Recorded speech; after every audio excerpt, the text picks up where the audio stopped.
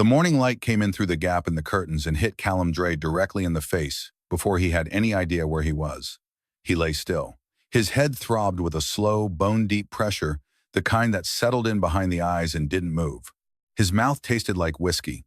He kept his eyes closed and tried to piece together the previous evening, but there wasn't much. A bar, music, the amber glow of cheap lights, a voice he couldn't attach to a face. He opened his eyes. The ceiling was his. The apartment was his. He started to sit up and stopped. There was warmth on his right side. Not a blanket. Something breathing, slow and even. Callum turned his head. A woman lay beside him, hair loose across the pillow, sleeping in his white dress shirt. The collar open, one cuff rolled back.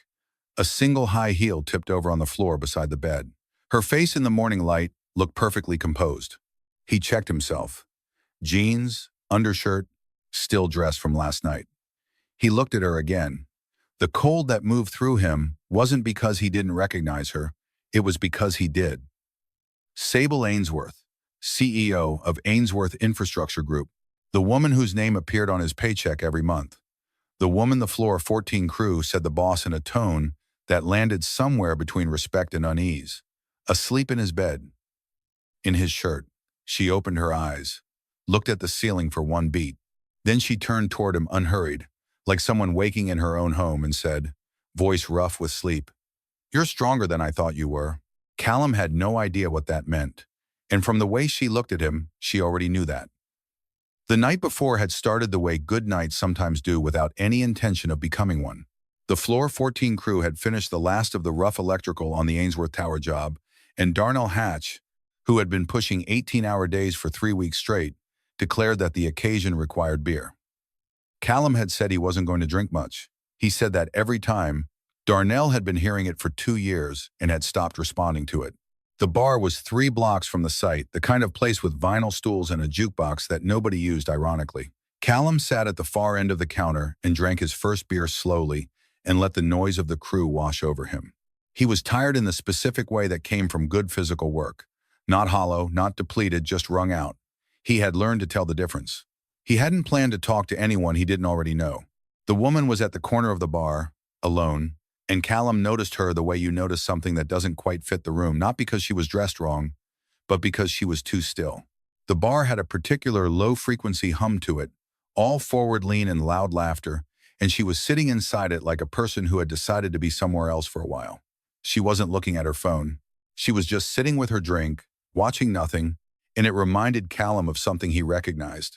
He ended up next to her because the crowd shifted and the stool opened up, and he sat down without thinking about it. She didn't look over. "Long week?" he said. "It was the kind of thing you said." She considered the question for a moment, like it was more interesting than it should have been. "Long month," she said. He nodded. He understood long months. They didn't exchange names. It didn't seem to matter in the way it usually did. The noise of the bar made everything feel provisional, like none of it would exist outside this room, and so the normal rules didn't fully apply. She had a way of listening that wasn't passive. She was paying attention. Callum hadn't talked to someone who was paying attention in a long time, and he felt himself say more than he meant to. He talked about Mara. Not the whole story, he never told the whole story, but the shape of it. How she had gotten sick when Ren was just a few months old.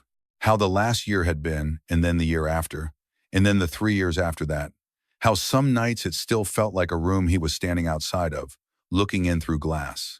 The woman listened to all of it. She didn't say she was sorry. She didn't say he was brave, or that Mara was lucky to have had him, or any of the other things people said when they didn't know what else to do. She just listened. And when he was done, she said, "She sounds like someone who knew exactly who she was." Callum looked at her. "She was," he said. After that, the conversation became lighter, easier. Darnell bought another round, then another. Callum stopped tracking. At some point, the bar got louder, and the lights got lower, and the night did the thing that nights did when you stop paying attention to them. He woke up with the sun in his eyes and a woman in his shirt. The coffee was done by the time Sable came out of the bathroom.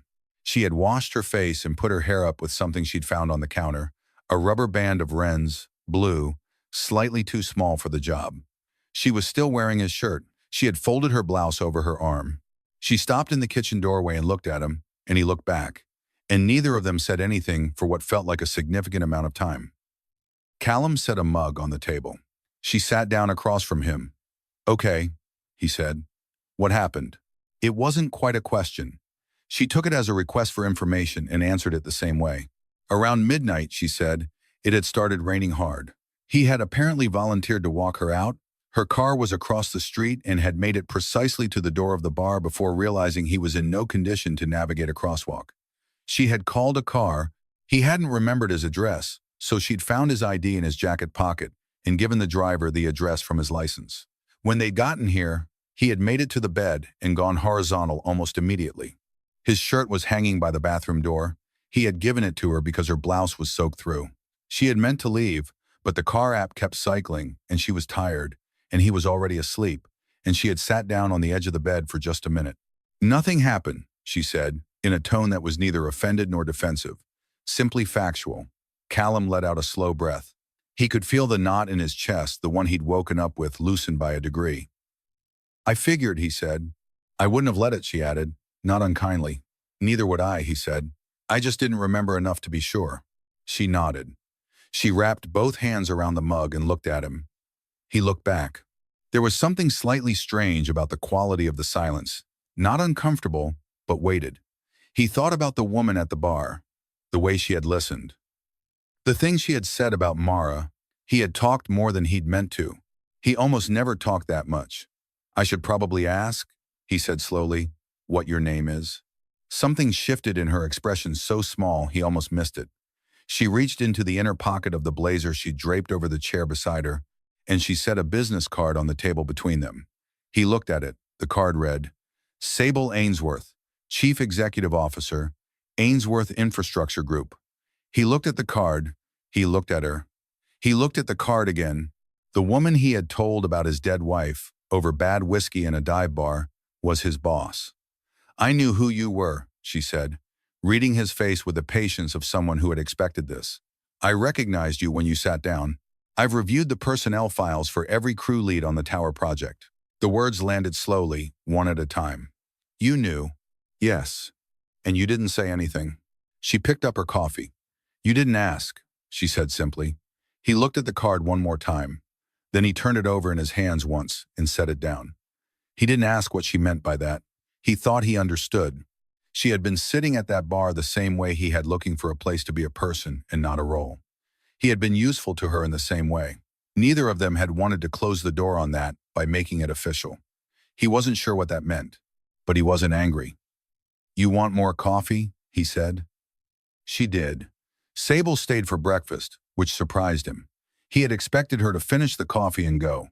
Instead, she stayed at the kitchen table while he scrambled eggs, the only thing he had enough of to offer, and she ate everything he put in front of her without comment, which was more than most people did. His cooking was functional rather than inspired. She didn't seem to mind. He told her about Ren in the easy, offhand way that felt natural. Not the heavy version, the version about grief and raising a child alone through things no one prepared you for. Just the daily version. Ren had lost a tooth last week and had very strong opinions about whether it counted if it had already been loose for a month. Ren had decided that butterflies were actually terrifying and had amended this position to include moths, beetles, and anything with wings. Ren was 7 and had apparently already formed a complete and settled view of the world, which he was happy to share at length. Sable listened to all of it. She asked how old Ren was. She asked her name again, like she wanted to make sure she had it right. "She's with her grandmother this weekend," Callum said. Sable nodded. She was looking at the window at the light coming in, the ordinary morning light of a street in Pilsen on a Saturday. There was something in her expression he couldn't quite name. Not longing. Something quieter than that. Her phone lit up on the table for the 3rd time. He had noticed the first 2 calls and said nothing. This one she looked at directly. The screen showed a name, just a first initial and a last name, the way contacts looked when you'd added them at the same time as a dozen others and never bothered to update them. She turned the screen face down. Her jaw tightened. Just slightly, just once, and then it didn't. Callum got up and refilled both their mugs from the pot on the counter. He set hers in front of her and sat back down and said nothing. "You're not curious," she said. "I am," he said, "but you don't owe me an explanation." She was quiet for a moment. She held the mug with both hands. "It's work," she said. Okay, it's always work. He didn't say anything to that either. He understood always work. He had spent 2 years as always work, always the next job, always the next week, always the next thing that needed doing before he could stop and feel what he wasn't ready to feel. It was not the worst way to get through something. It was also not a way to stay. She left at 8:15. She had put her blazer back on, her heels. Everything returned to its proper place, except for the small fact of his white shirt, which she had folded neatly and set on the edge of the table. He walked her to the door. She stopped on the threshold and looked at him for a moment, with an expression he didn't have a word for, like someone cataloging something they didn't expect to need to catalog. "Thank you," she said, "for the coffee. And the rest of it?" "Sure," he said. She left. He stood in the doorway and listened to the elevator and then stood there a little longer, looking at nothing in particular. He noticed that he did not want her to go. He noticed this, the way he noticed things that didn't have anywhere obvious to go carefully, and then he set it aside and he went to do the dishes.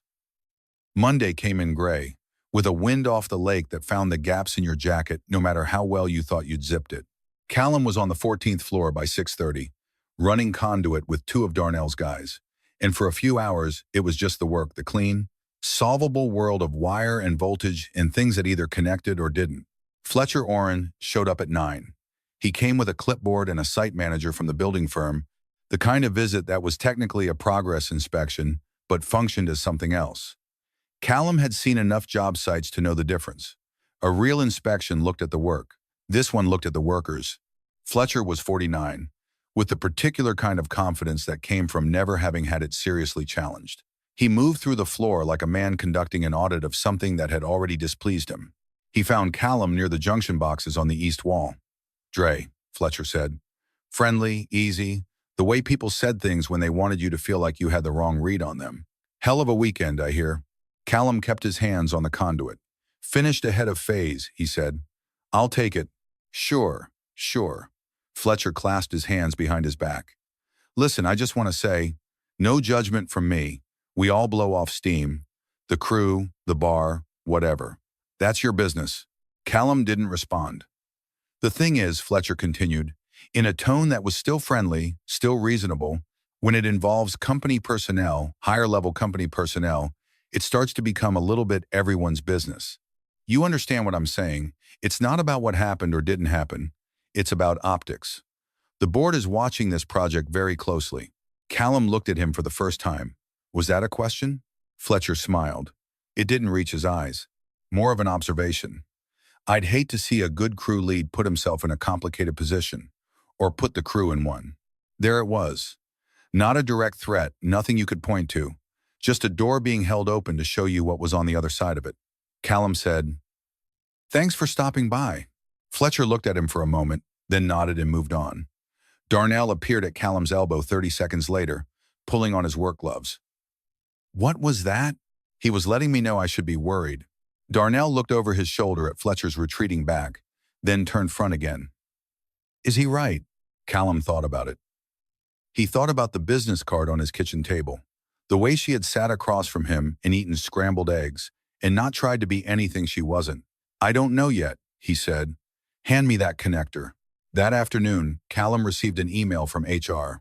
His workers' comp claim from the previous month, the wrist injury from the materials incident, had been processed and approved in full. The turnaround was faster than it should have been. These things normally took 6 to 8 weeks and involved at least 2 rounds of additional paperwork.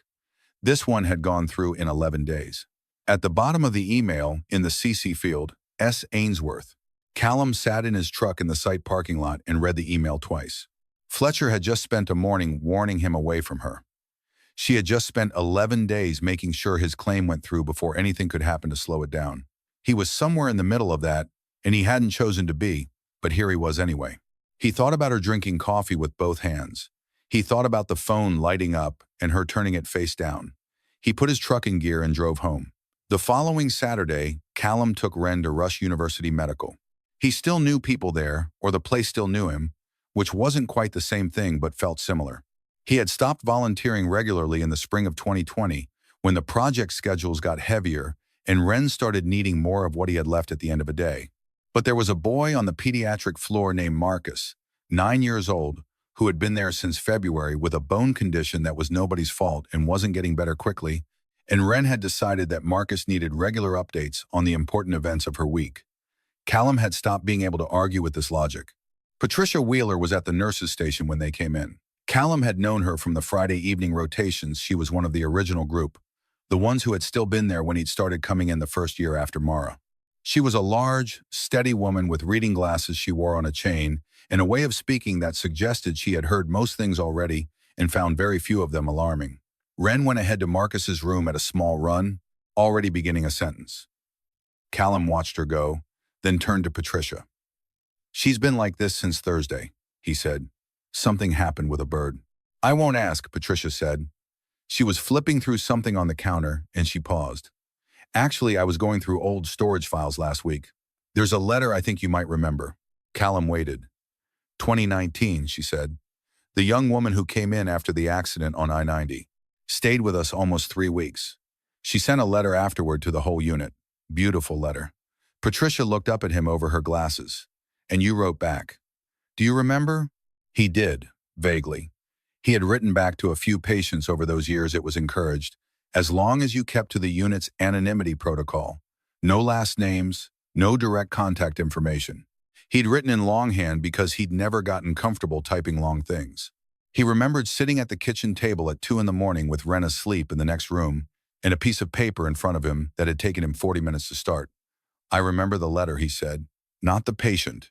"She signed hers just with an S," Patricia said. "Protocol. Same as you would have." She reached under the counter and produced a folder, the photocopied archive of the original correspondence. She opened it to the patient's letter. The handwriting was careful and controlled, the kind that suggested someone who had thought about each sentence before committing it to the page. At the bottom, the signature read only, S. Callum looked at it. He looked at it again. He had seen that handwriting recently, not in a hospital file, on a business card left on his kitchen table, on a workers' comp approval form with a note in the margin. The same slant, the same way the lowercase letters connected, the same S. "Did you ever find out what happened to her?" he asked, after she was discharged. Patricia put the folder back. "No," she said. "They don't always tell you." He said goodbye to Patricia and went down the hall to find Wren, who was in the middle of explaining something to Marcus with the full authority of someone who had done extensive research. Callum stood in the doorway and listened and thought about a letter he had written 6 years ago in the middle of the night, and a woman who had kept it, and whether there was a word for the specific feeling of finding out that something you did in the dark had mattered to someone you never knew. He drove home carefully. Wren chattered. He answered when it was required. He kept thinking about the S. He texted the number on the back of the business card from his truck in the hospital parking lot while Wren was inside saying goodbye to Marcus. The message said, "I need to ask you something. Not work. Related." The response came in 3 minutes. Floor 22. 6 o'clock. He dropped Wren at his mother's for the evening, changed out of his work clothes, and drove to the Ainsworth Group building. The executive floor was empty by the time he got there. The assistants gone, the lights on their evening setting, the whole place suspended in the particular quiet of a building that was resting. Sable was in her office. She had been waiting. He could tell by the stillness of her. She was standing at the window that faced the lake, and she turned when he came in but didn't move toward him. He put the photocopied letter on the desk between them without saying anything. She looked down at it. She was quiet for a long moment. Then she sat down in her chair, and he sat across from her, and she said, "In May of 2019, I was driving back from a client dinner. It was raining. I came around a curve on I-90, and there was a truck stopped in my lane without lights." She said it without drama, the way you spoke about something that had been processed thoroughly enough to become neutral. "I woke up 3 days later in the ICU. Callum said nothing. I was there for almost 3 weeks. The board was making calls around me. My father wanted to fly in from wherever he was. I kept telling everyone I was fine." She looked at the photocopied letter. "I wasn't fine. I had never not been fine before. I didn't know what to do with it." She said the unit sent flowers, cards, a basket with things in it she'd never used, and then one envelope addressed in handwriting with no return address. The letter talked about a baby, she said. 8 months old, asleep in a stroller in the hallway, because her father came here every Friday evening and couldn't afford a sitter. It talked about why he came. About his wife. She paused. About what it felt like to do something because the person you loved would have wanted you to. Callum recognized it. He had written it sitting at his kitchen table at 2 in the morning, Ren asleep in the next room, still too raw to write about anything directly, so he had written around the edges of it instead. I read it, she said. More times than I should probably tell you. How many times? He asked. He didn't know why he asked. He wanted to know. She looked at him directly. 20, she said. At least. He was quiet. Through the window, the last of the light was leaving the lake. When your file came across my desk in 2023, she said, with your daughter's name and her birth year and her mother's year of death, I knew. I knew immediately. The air in the room was very still. You've known for 2 years, he said. Yes. Why didn't you say anything? It came out flat. Not an accusation. He didn't feel accused of anything but a real question, the kind that needed a real answer. She took a breath. Because I didn't know what you would want me to say. You wrote that letter as an anonymous act. I received it as an anonymous act. If I had told you I don't know, it would have changed something that I didn't want to change. He sat with this for a moment. Then he said, Do you still have it? The letter. She looked at him. Then she opened the center drawer of her desk and took out an envelope, not a photocopy, the original. The paper was a little soft from handling, the fold worn from being opened and closed many times. He recognized his own handwriting the way you always did, not as something read, but as something known. Okay, he said, very quietly. She nodded once. Okay, she said. By the following week, the situation with Fletcher Orrin had moved into a new phase. Callum found out about it from Darnell, the way he found out about most things that happened above his pay grade on the Ainsworth job, imprecisely and after the fact. There had been a meeting. Fletcher had brought a formal concern to the executive team, something about the CEO's conduct, something about a conflict of interest, something about the precedent it set for personnel boundaries. The language was careful and institutional, and deliberately difficult to argue with on its face. Darnell told him this in the parking structure below the site, standing between 2 panel vans with their engines off, speaking at a volume that belonged to someone who had been watching carefully for longer than he'd let on. He's been building toward this, Darnell said. This isn't just about Saturday night. That was just the handle he found. He want the chair? Callum asked. Man wants whatever she's standing between him and. That's what it looks like from down here. Callum thought about what Sable had said in her office the board members Fletcher had been cultivating, the 6 months of groundwork. The workers' comp approval that had gone through in 11 days. The way she had turned her phone face down without flinching. He found her that afternoon. She was standing at the window. He was beginning to think of this as her position when she was working something out, and she turned when he came in, but didn't sit. I know, she said, before he could speak. How bad is it? She told him plainly. 6 board members. 2 were reliably hers. 1 was Fletcher's outright. The other 3 were variable, which was a way of saying Fletcher had been cultivating them carefully for months and was now calling in what he'd built. If the board voted to open a formal investigation into the CEO, the tower project would be put on administrative hold pending resolution. Timelines, penalties, workers. How long has he been positioning himself? Callum said. Since January, at least. I underestimated how organized he was. Callum leaned against the doorframe. Do you have documentation on the materials changes? The supplier switches he ran without going through you? Some internal communications. Not enough to shift the board on their own. What if you had more? She studied him. What are you thinking? Darnell keeps records. Every time someone changes a spec without going through proper channels, he notes it. Has for years left over from a job where he got blamed for someone else's call. If Fletcher was running materials decisions off the books, Darnell's got the trail. He paused. I'm going to go find out. I can't ask you to do this, she said. You didn't ask, Callum said. I'm going to talk to Darnell. If the trail is there, I'll bring it to you and you can decide what to do with it. He held her gaze. You should let me. She looked at him for a long moment, the kind of look that was reading the layers of what was being said, not just the surface. He could see her working out whether to say something about the risk, or the ethics of it, or the position it put him in. She didn't say any of it. She nodded once. Be careful with him, she said. Darnell has no obligation in this. He'll want to be in it, Callum said, when he understands what's actually happening. He left her there and took the elevator down and walked out into the early evening. The wind had dropped. The city was doing what it always did, moving around its own weight, indifferent and continuous. He put his hands in his pockets and walked toward the parking structure and thought about records and what they were worth, and who deserved to have them used on their behalf. He found Darnell that evening in the parking structure below the site, sitting on the tailgate of his truck, eating a sandwich he'd apparently bought 3 hours ago and forgotten about. "You know we've been keeping those emails," Darnell said, before Callum had finished explaining. Callum looked at him.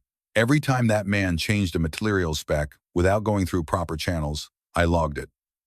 Darnell set down the sandwich. "You know why? Because I worked a job in '08 where a project manager made 12 unauthorized substitutions, shaved $300,000 off the budget, and when the ceiling failed, the inquiry pointed straight at the electricians. I've kept records ever since."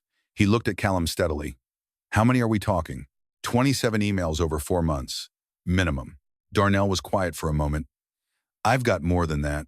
They went to Sable's office together, Darnell driving, Callum with the folder of documentation he'd pulled from his truck. It was past 8 by the time they arrived. The building's lower floors were dark. Sable met them in the lobby herself, which was not the kind of thing a CEO usually did, and Darnell noticed this and didn't say anything about it, which was one of the things Callum appreciated about him. They spread everything out on the conference table on the 22nd floor: Darnell's logs, the email chains, the materials change orders with Fletcher's direct instruction bypassing Sable's approval chain. 31 unauthorized changes in total. Not one had gone through the proper process. Each one had redirected a portion of the materials budget to a supplier that, when Sable pulled the vendor file, turned out to share a registered address with an LLC whose beneficial owner had not been disclosed. He wasn't just cutting corners, Sable said. She had a pen in her hand and was moving through the documents with the focused energy of someone who had found solid ground after standing in water. He was pulling money out. "That's what it looks like," Darnell said. "You've had this the whole time." "I had what I had. I didn't know what I was looking at until just now." Sable nodded. She kept working. Callum sat across from her and went through each document she flagged, cross-referencing dates against the project timeline. At some point it was past 10, the city outside the windows gone dark, and still he reached for the same folder she was reaching for, and their hands landed on it at the same moment, and neither of them moved away. Darnell was looking at something on the other end of the table and did not appear to notice. They stayed until nearly 11. By the time they were done, Sable had what she needed: a documented pattern of unauthorized financial decisions, a paper trail pointing to a vendor relationship that had never been disclosed, and a request for an independent internal audit that she had, as it turned out, already quietly initiated 3 weeks prior. "You started the audit 3 weeks ago?" Callum said. "I suspected something," she said. "I didn't have enough to know what." Darnell stood, stretched, and gathered his copies. "I'll print clean sets in the morning," he said. He looked between the two of them with an expression of profound neutrality. "You good here?" "We're good," Callum said. Darnell left. The elevator opened and closed. The office was quiet. Sable looked at the document spread across the table and then looked at him. "You didn't have to do this," she said. "I know," he said. He started stacking the files into order. She picked up a pen and helped. The board convened 3 days later. Callum did not attend. There was no reason for him to attend. He was not a board member, not an executive, not a named party in anything that was being presented. He was a crew lead on a construction project. He had done what he'd done, and it was in other people's hands now. He spent the morning running the last of the finished electrical on floor 14. It was quiet work, the kind that let your mind drift, and he let it. At 11:42 in the morning, his phone buzzed in his pocket. Darnell, who was texting from the van, where he had apparently been sitting since 8 o'clock waiting for news from someone he wouldn't name. The message said, 5-1. Callum read it. He read it again. Then he set his tools down, told the guys he needed 20 minutes, and drove to the Ainsworth Group building. He had not planned this. There had been no arrangement, no agreement that he would come. He simply drove there and parked in the visitor structure, and took the elevator up to the lobby and sat down in one of the chairs near the security desk, where the light came in from the street, and a small fountain ran in the corner that no one seemed to pay attention to. He sat there for 12 minutes. Then the elevator opened and Sable came out. She was still carrying a legal pad and a phone and a folder under her arm. She had come down directly from the boardroom, not stopping, and she stopped when she saw him. She was still wearing the expression that a room like that required: controlled, resolved, every surface attended to. But something in it shifted when she registered that he was there. It was very small. He saw it. "How did you know when it ended?" she said. "Darnell texted me." She looked at him for a moment, then she said, 5-1. He waited. "The board voted 5-1 not to open an investigation into my conduct." She paused. "They voted 4-2 to open one into Fletcher's." "Fletcher was the one dissenting vote," Callum said. "Yes." He nodded. There wasn't much to say. It had gone the way the evidence suggested it should go, which was not always the way things went, and so it felt correct rather than surprising, like a joint that had finally seated properly after a long time of being slightly off. "He'll resign," Sable said. "Before the audit finishes. He'll have his lawyers negotiate a quiet exit. Probably. And the project continues." "Right." She looked at him. The controlled expression had not changed exactly, but there was something underneath it that was newer, something that looked like relief or its close neighbor. She almost never let things show. He had come to understand this about her over the past few weeks, the way you came to understand things about people you were paying careful attention to. "You came down here to wait," she said. "I didn't have anything better to do. You had a job to finish. The guys can manage the last of it." He stood up. "I just wanted to know how it came out." She looked at him for a long moment. Then she held the elevator door and he walked toward it, and they rode up together without speaking, and the city fell away beneath them floor by floor. And when the elevator stopped, neither of them moved to leave immediately. She smiled, really smiled, the kind that didn't look like the one she used at meetings, and it was small, and it passed quickly, but it was enough. 3 weeks later, Ainsworth Tower cleared its final inspection. Darnell bought 2 extra-large pizzas and brought them to the site. The Floor 14 crew ate on Oenterd, buckets in the lobby, while the building staff watched through the glass partition with an expression that suggested this was not the typical handover protocol. Darnell was in the middle of a story about a job in 2016 that had gone catastrophically wrong in 3 different states, and the story was getting better with each telling.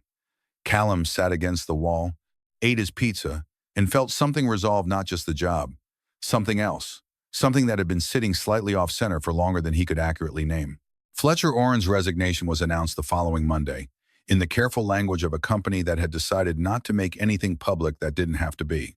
The full audit concluded 2 weeks after that. The materials irregularities were referred to the appropriate authorities. None of it made the news. These things rarely did, when both sides had lawyers who understood the value of a quiet exit. The crew's completion bonus arrived in full. Darnell texted Callum a single period, which was how he indicated that something had gone correctly. He was giving Wren a bath at 7:30 on a Friday when his phone buzzed on the counter. The text was from Sable. "Are you still up?" He typed back, "Yes." She typed, "I'm nearby. Can I stop by?" Wren surfaced from under the water. "Who was that?" "Someone I know from work," he said. "Are they nice?" "Yeah," he said. "I think so." Wren considered this and went back under. He got her into bed, 2 chapters, 1 glass of water, 1 negotiation about the hall light, and at 8:45, he opened the door for Sable Ainsworth, who was holding a bottle of wine that had cost less than $12 and was making no apology for it. They sat at the kitchen table. He opened the wine. They talked until after 10, not the provisional talking of the bar, not the careful talking of offices and formal rooms. This was 2 people who had been looking at each other through various kinds of glass and had decided, more or less at the same time, to stop. She talked about 2019, about what it was like to spend 3 weeks in a hospital bed discovering she did not know who she was when she wasn't in charge of anything, about a letter that had arrived with no return address and said something she had needed to hear. He didn't say anything. He refilled her glass. She left at 11:15. He walked her to the door. She stopped and looked at him. "Next Friday," she said. Not a question. "Yeah," he said. "Next Friday." She nodded once and walked to the elevator. He stood in the doorway until it opened, and then he went inside and closed the door and stood in the quiet. He went to check on Wren. She was asleep with her book still open beside her. He closed it and turned off the light and thought about Fridays, and the space between one and the next, and how he had stopped dreading them somewhere along the way without noticing when.